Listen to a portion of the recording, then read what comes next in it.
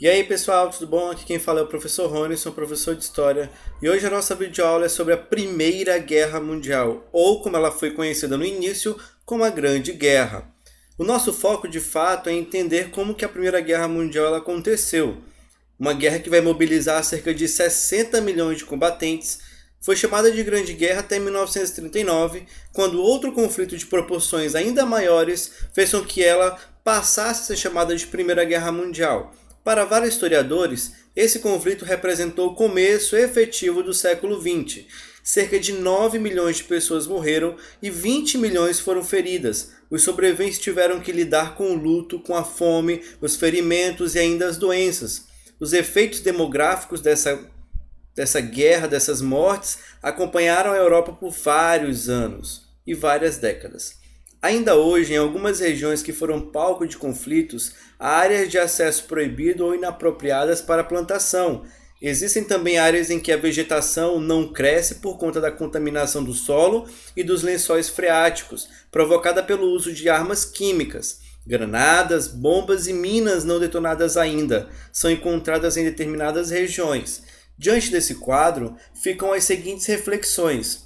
O conflito entre as nações que se enfrentaram referia-se a interesses de suas populações ou apenas de alguns de seus grupos sociais e políticos? As riquezas provenientes do domínio colonial eram concentradas nas mãos de poucos. O ônus do conflito armado que se originou pelas disputas coloniais foi pago apenas por seus beneficiários ou por toda a população? No final do século XIX, boa parte do mundo era dominada pelas potências europeias, sobretudo pela Inglaterra. Entretanto, essa hegemonia inglesa começava a enfrentar problemas, pois alemães e estadunidenses estavam à sua frente na produção de ferro e aço, matérias-primas fundamentais para a indústria. Nos Estados Unidos, as indústrias química, elétrica e automobilística se desenvolviam consideravelmente. Na Alemanha, a indústria bélica prosperava com o programa naval de 1900, que visava conquistar um império colonial tardio, despertando a rivalidade britânica. A Inglaterra era responsável por mais da metade do total de capitais investidos em várias partes do mundo e constituía o maior império colonial. Era também uma das maiores potências militares do início do século XX. Contudo, sua hegemonia era ameaçada por outros países imperialistas que exigiam a redivisão colonial, sobretudo da África e da Ásia.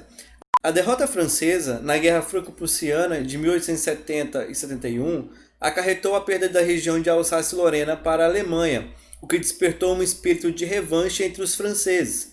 Em contrapartida, a Alemanha, desde a sua unificação, fundamentou sua política externa no isolamento da França, criando um sistema internacional de alianças político-militares que cerceavam o revanchismo francês. Em 1873, o chanceler alemão Otto von Bismarck instaurou a Liga dos Três Imperadores, da qual faziam parte a Alemanha, a Áustria-Hungria e a Rússia.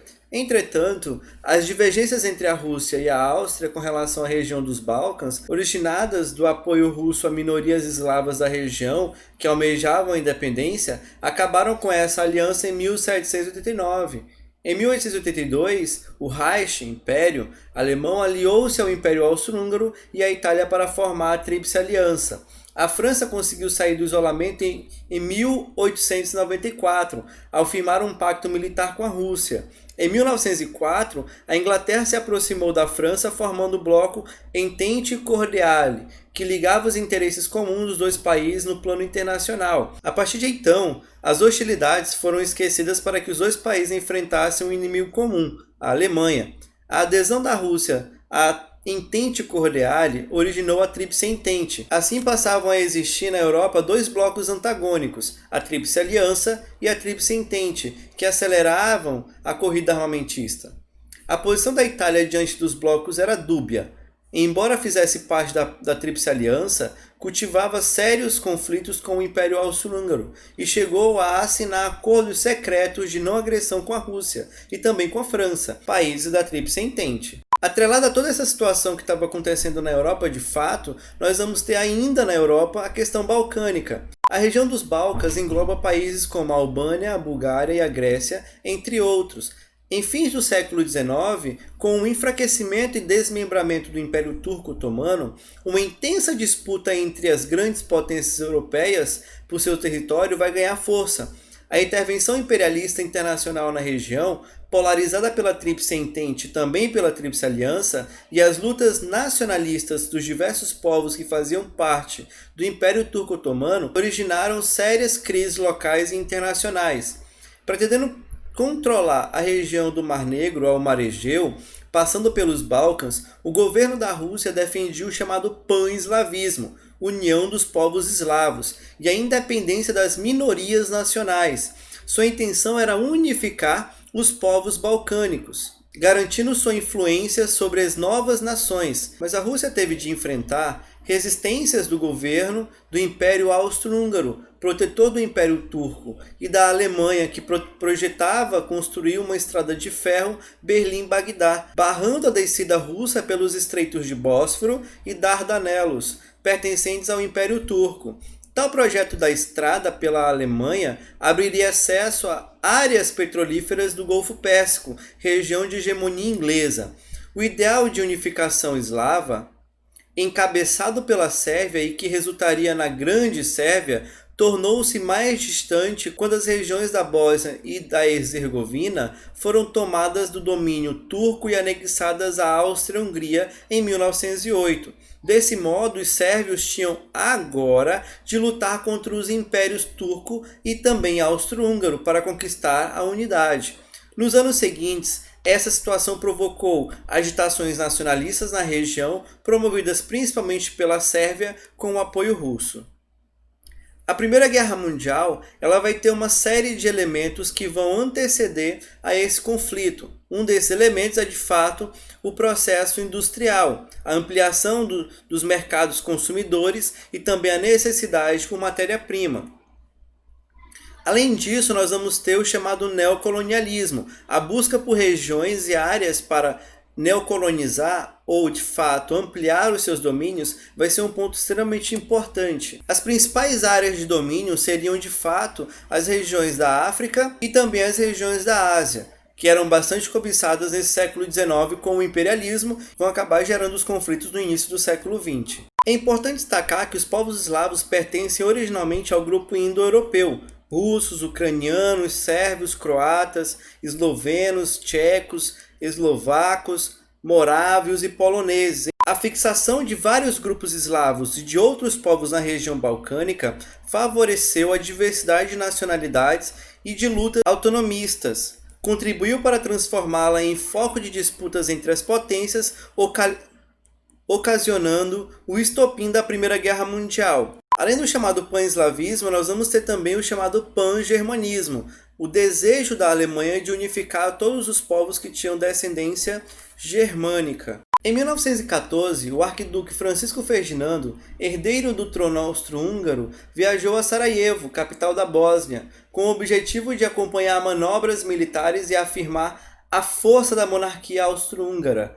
Contudo, Francisco Ferdinando foi assassinado por terroristas bósnios em 28 de junho de 1914, num atentado planejado pela organização secreta Sérvia Mão Negra, contrária aos domínios austríacos. Em represária, o governo austríaco deu um ultimato à Sérvia, com uma série de exigências que feriam a soberania do país. Os sérvios não aceitaram as exigências.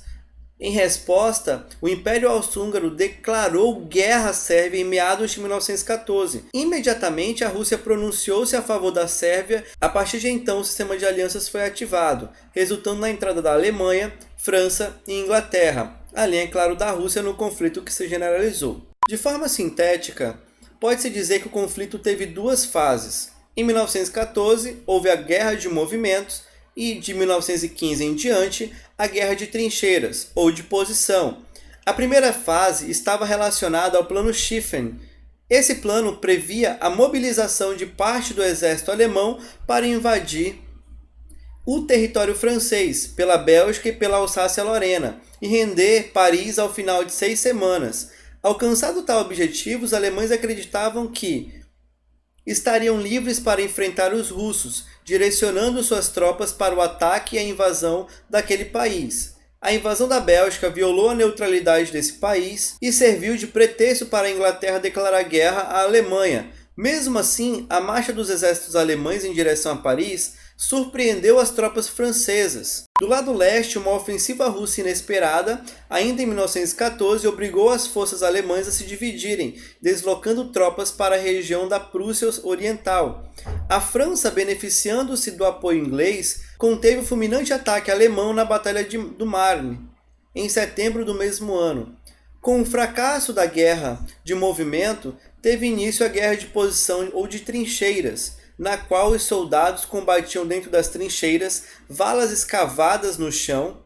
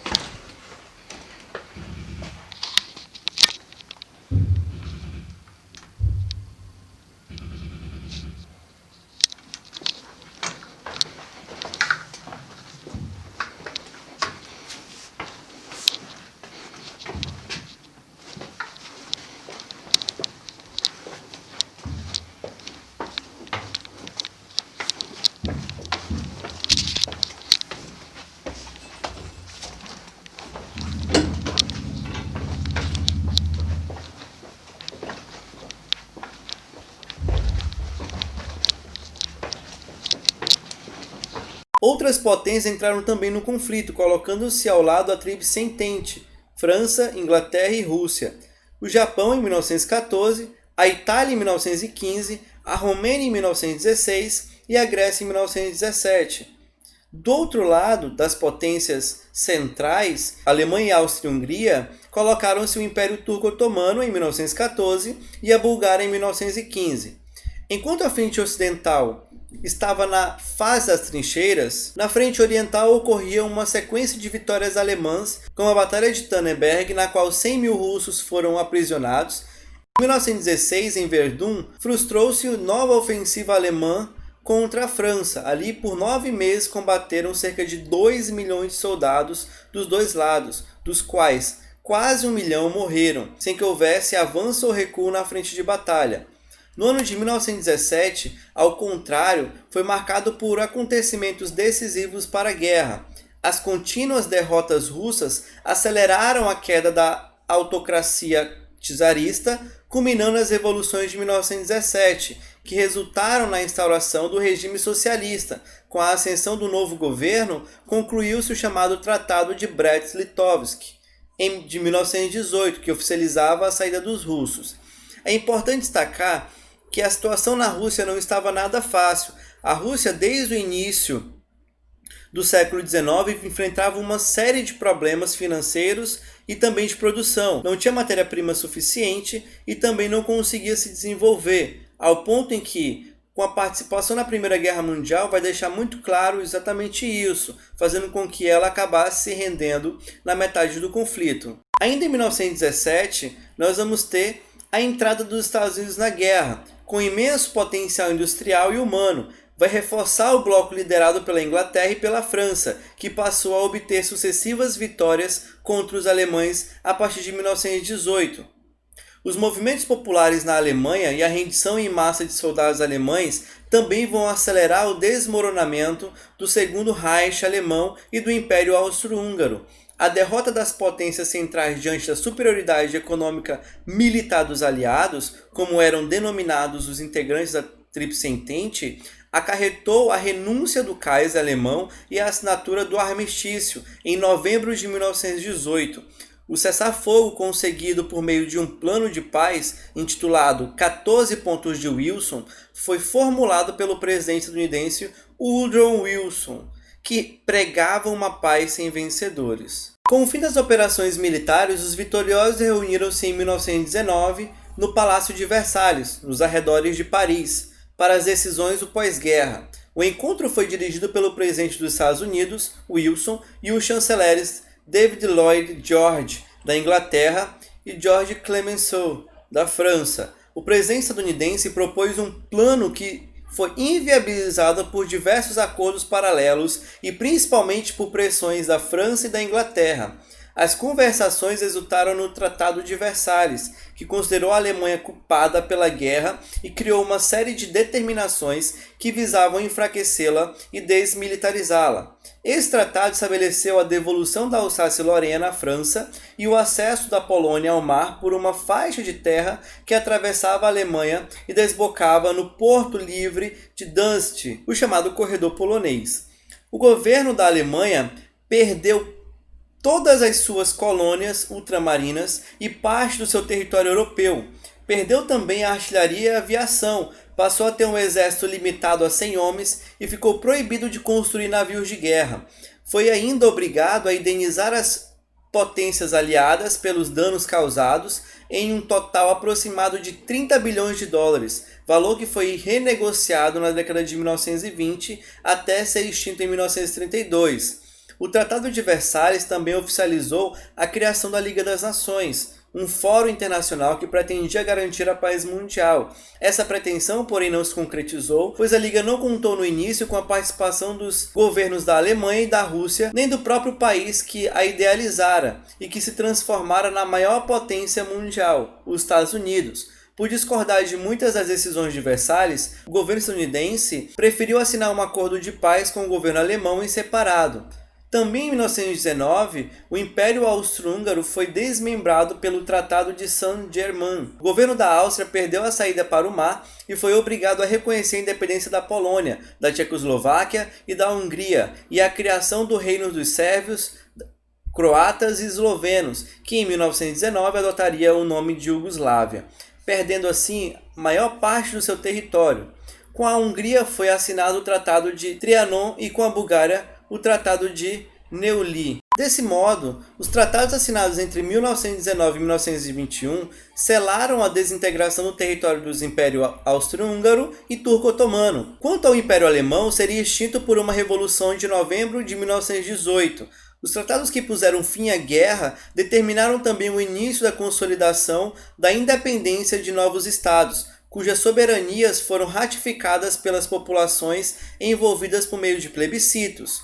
Tais países, quase todos situados na Península Balcânica e constituídos de etnias eslavas, passaram a integrar as novas áreas de atuação dos interesses das potências vencedoras. Somado ao fato de que essas potências conseguiram manter praticamente intactas suas possessões na África e na Ásia, verificou-se na década de 1920 o fortalecimento da supremacia econômica e financeira dos Estados Unidos, seguidos de perto também pela Inglaterra e França. 20 anos mais tarde, essa supremacia seria contestada pelo revanchismo alemão, que não havia morrido em Versalhes, nem nos acordos anteriores, principalmente posteriores. Nós temos aqui um mapa anterior à guerra e um mapa posterior à guerra. Esse é o mapa anterior à guerra e depois o mapa posterior à guerra. Você consegue observar as diferenças entre a construção geográfica, política geográfica dos países da Europa, ok? Bom, pessoal, essa foi a Primeira Guerra Mundial. Espero que vocês tenham entendido e até a próxima aula. Tchau!